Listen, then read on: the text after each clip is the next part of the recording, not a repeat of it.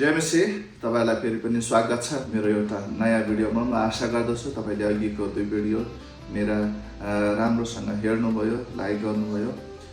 अनि आज हामी हेर्नेछौँ बाइबल कसको लागि हो त। यो संसारमा सबैभन्दा पढिने पुस्तक भनेको बाइबल हो र सबैभन्दा बढी बिक्री पुस्तक हुने भनेको बाइबल हो। र बाइबल हामी हेर्छौँ कि परमेश्वरको प्रेरणाद्वारा लेखिएको पुस्तक हो। परमेश्वरले विभिन्न मानिसहरूलाई चलाउनु भयो। तर आजको युगमा र आजको समयमा एउटा नयाँ कुराहरू, एउटा मानिसको बिचमा एउटा असमञ्जसको कुराहरू, एउटा जुन नबुझेको कुराहरू यो छ कि बाइबल कसको लागि हो त।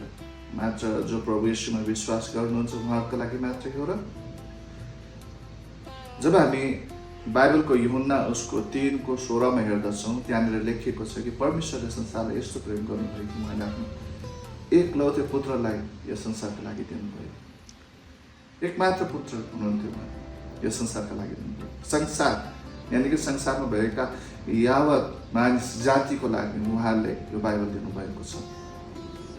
एउटा कुनै देशको लागि होइन, एउटा कुनै राष्ट्रको लागि होइन, एउटा कुनै जातिको लागि होइन, एउटा कुनै सम्प्रदायको लागि होइन।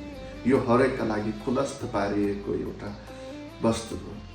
जब हामी हेर्दछौँ यो बाइबल भनेको परमेश्वरको एउटा पत्र हो जो मानिस जातिको लागि दिइएको हो, जसमा हामी भन्न सक्छौँ कि यसमा परमेश्वरको स्वरूप कसरी चाहिँ छ भन्ने कुराहरू हामी बाइबलबाट थाहा पाउन सक्छौँ।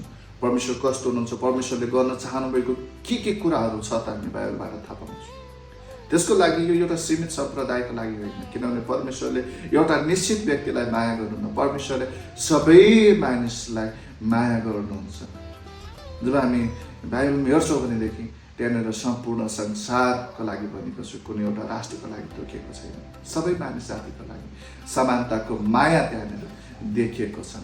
आज प्रिय, जब हामी बाइबल हेर्छौँ, बाइबल पढ्छौँ, बाइबलमा हामीलाई बदलिने कुराहरू, हामीलाई सुसज्जित गर्ने कुराहरू छ है।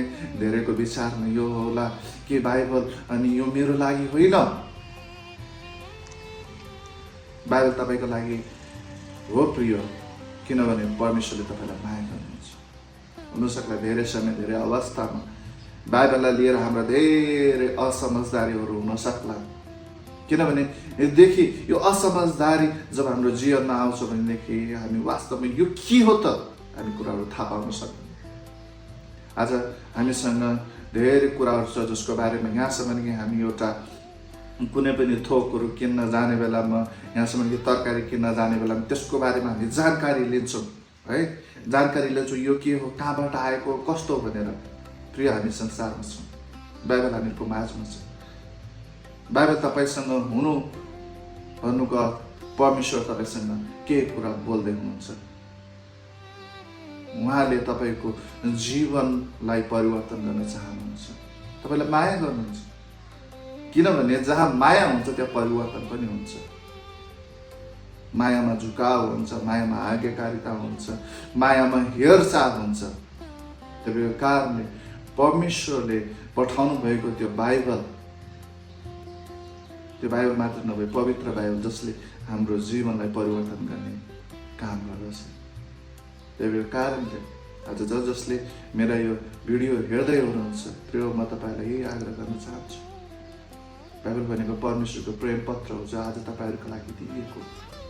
परमेश्वरले प्रेम गर्नुभयो, त्यही कारणले उहाँले आज त्यो पत्र तपाईँ हामी सबैको लागि दिनुभएको छ। आज परमेश्वरले चाहनुहुन्छ कि जसरी जो शान्ति जो बाइबलभित्र छ त्यो उजागर भएर तपाईँको जीवनमा आउन सकेको होस्, त्यसलाई पढ्न सक्नुभएको होस्। प्रिय, आज परमेश्वरले चाहनुहुन्छ कि परमेश्वरका कुराहरू तपाईँले जान्न सक्नुभएको होस्, को हुनुहुन्छ परमेश्वर भनेर।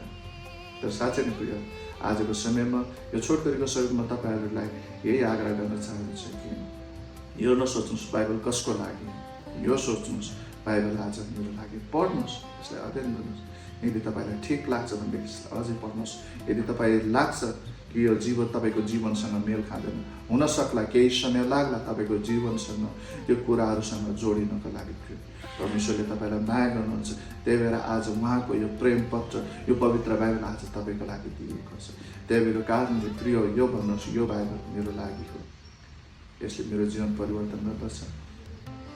यो मेरो लागि एउटा आशाको सन्देश हो, यो मेरो लागि जीवित आशा। धन्यवाद। जय मसीह।